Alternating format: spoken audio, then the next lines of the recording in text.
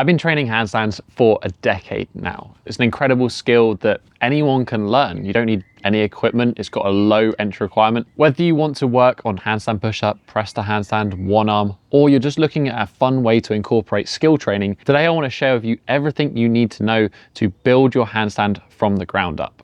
I'm going to break this one down into 3 different levels, and you can grab a program for each level in the description down below. We're going to cover absolute beginner, on the wall, and glimpses of success. But first we need to establish what exactly a handstand is. A handstand is essentially balancing your body with 2 points of contact, that being the hands on the floor. It is essentially the same as standing up. The main difference is that the hips are much stronger and more stable than our shoulders. Our feet similarly are bigger and stronger than our hands. A common misconception with handstands is that it requires a lot of core strength to hold. This simply isn't true. If you can stand up in a straight line, then you can hold a handstand in a straight line as well. Again, the difference is that our shoulders are much weaker in comparison to our hips. When training handstand, we've got 3 individual elements. We've got balance, we've got entry, and we've got body shape. When we combine all 3 together, we have our handstand. And this is one of the most common mistakes that people make when training, is trying to just juggle too many factors. We're going to focus on the most important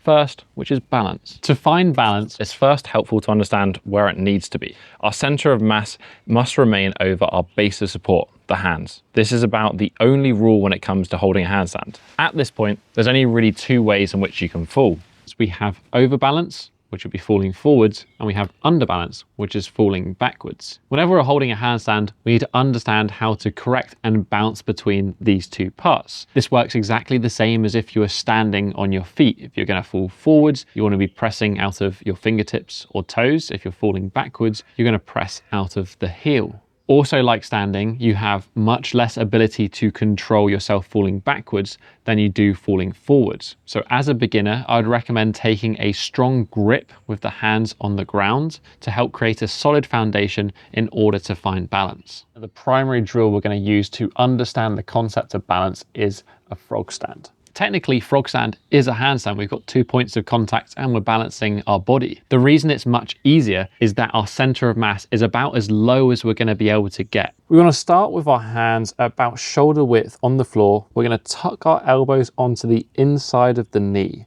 From here, we're just going to focus on leaning forward and taking the weight into the hand.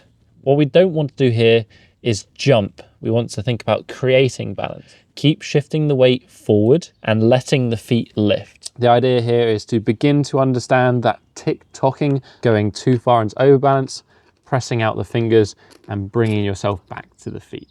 You may notice that the hands and wrists play an important part. For this reason, we want to think about strengthening and warming them up before every single handstand session. This is going to be primarily made of 3 movements. We've got the first knuckle push-up, we've got some reverse wrist push-ups, and we've got some wrist rocks. The second part that we need to strengthen are the shoulders. That's because it's absolutely fundamental for holding our entire body weight on our hands. Our glutes are one of the strongest muscles in the hip.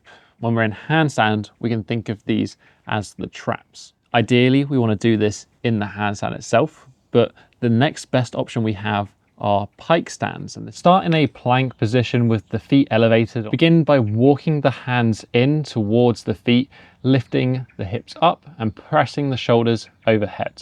If you're struggling a little bit with your hip flexibility here, just bend the legs slightly and that'll make it easier. You may be wondering how much, how many sets. All of this is detailed in the program, so make sure you go check it out and download below. Simply by doing more handstands, your shoulder flexibility will slowly improve. But for some people, this is going to be more stubborn than others, myself included. It is another big topic to get into. So instead, I will link to some other videos. Honorable mentions would include the sleeper stretch, hanging cobra, and anything that's going to help open the pecs.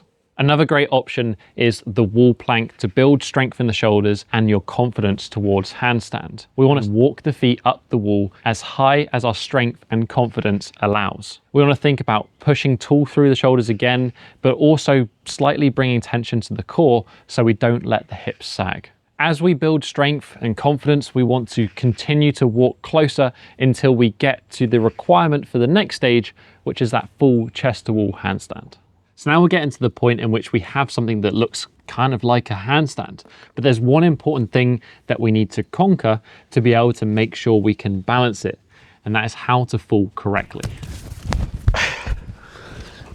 Injuring yourself is one of the best ways to make no progress. So it's important to learn to fall properly in controlled conditions so it doesn't catch us off guard in less ideal circumstances.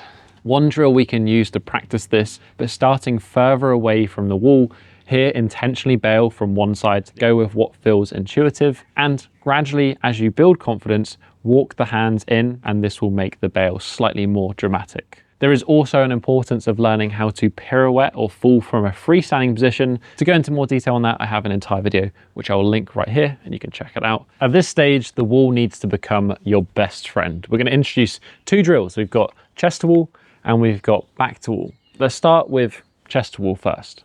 Getting comfortable here is step number one. You should aim to be able to hold comfortably before thinking about trying to get some balance in. You can do this by splitting the legs. We're going to bring more of the weight over our center of balance, which needs to be in the hands. We want to think about feeling the feet getting lighter on the wall. And if we get a little bit of balance and they come off, then try to squeeze the hands and push back onto the wall. Just like the frog pose, we absolutely do not want to be pushing or jumping. We want to think about creating it from the ground up. If it feels impossible to get light on the wall, you're probably just not stacking. Try to get each joint on top of the next to bring the entire center of mass over the hands, that number one rule. A good cue to think about is where the weight is in the hand. If it's sitting in the heel of the hand, we're never going to get into balance. We want to think about gripping the floor and feeling it around the first knuckle. I'll add back to wall because if you are confident, it can be very useful. This is the first step to experiencing the handstand a little bit more dynamically through a kick up. Try to touch the wall as lightly as you can. And again, just getting comfortable. Once you found that, we can take a look at balance. It's a great way to strengthen the fingers, maintain that same split leg position, and then think about pressing the fingers into the ground. And that is the reason that it's pulling your foot off the wall. Balance will feel impossible at first, and that's why you're learning. But gradually, having a lighter foot will turn into glimpses of balance, and those might turn into seconds, and that's when we're ready to move on to the final part, which is essentially glimpses of success. We can see what holding a handstand looks like, and once you get to this point, it's more about trying to not run before you can walk. Most people will feel a bit more confident, they get the feeling of what balance feels like, but ultimately you spend a lot of time doing nothing but failing. If we just stick to the wall, we actually can focus on accumulating time. Those first 1 to 2 seconds are going to be the hardest. The more sets we do, as we're consistent and we build more time, they become 3 seconds, 5 seconds, 10 seconds, which now leaves us to the final piece of the puzzle, and that is entry. When getting into the handstand, we want consistency. So in this instance, I like the split leg position. One of the reasons for this is that it's going to lower our center of mass and make that position easier to balance. That trailing leg is also going to act like a brake and reduce the momentum that we would get from a kick up. To perform this one, start with hands on the floor in a comfortable solid foundation. Place the shoulders over the hands, pushing with the leg and letting the lead leg provide the momentum up to the top position. Don't be in a rush to close your legs, just try to hold it in that split leg position. Find your balance and get comfortable. If you notice that you're persistently kicking up too little, make sure that you spend a little bit of time kicking over too far. The same way as balance, we want to understand both sides of the coin so we can find that middle balancing point. You can use the wall as a spotter here. It provides feedback as to where too much is. Try moving further away from the wall, and that's going to give you more of a feeling of what it would be like freestanding. Remember that practice doesn't make perfect, it makes permanent. So don't just repeatedly kicking up, think about what you're doing and try to find balance. So now you've got everything to go from 0 to getting your first handstand. The thing standing in the way now is actually doing it. There's that Einstein quote, which is doing the same thing over and over again, expecting different results is the definition of insanity. And that is kind of the definition of handstands. It's ultimately one of the most fun skills and exercises that I incorporate into my training. I've met so many friends, and it's always the thing that we end up doing when we meet up to actually train together. I'd highly recommend putting the time aside, giving it a go, and seeing what your body is capable of. As always, everything that you need is in the description. down below. I'd love to also hear from you. Was this helpful? Did it give you a hint in the right direction? Do you have any other questions? Let me know in the comment section down below. And whilst you're down there, hit that thumbs up button, support the channel. Right next to it is that subscribe button so you don't miss out on any more future videos. Other than that, catch you in the next one. Have a strong week. Peace.